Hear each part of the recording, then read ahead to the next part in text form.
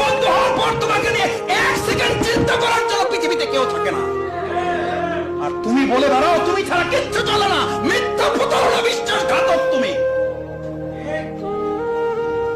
তুমি আত্মপ্রতারক।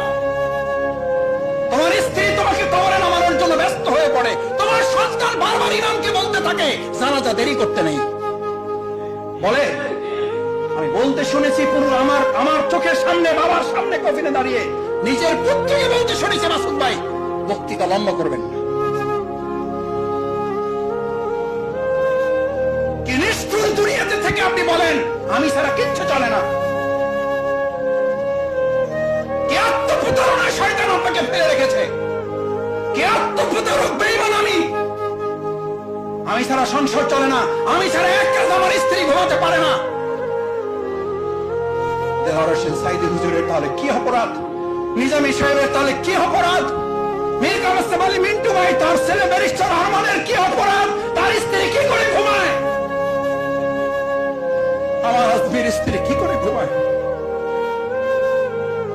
শহীদ আব্দুল কাদের মোল্লার স্ত্রী কি করে ঘুমায়? আত্মপ্রতারক শফিকুল ইসলাম মাসুদ, বেঈমান শফিকুল ইসলাম মাসুদ।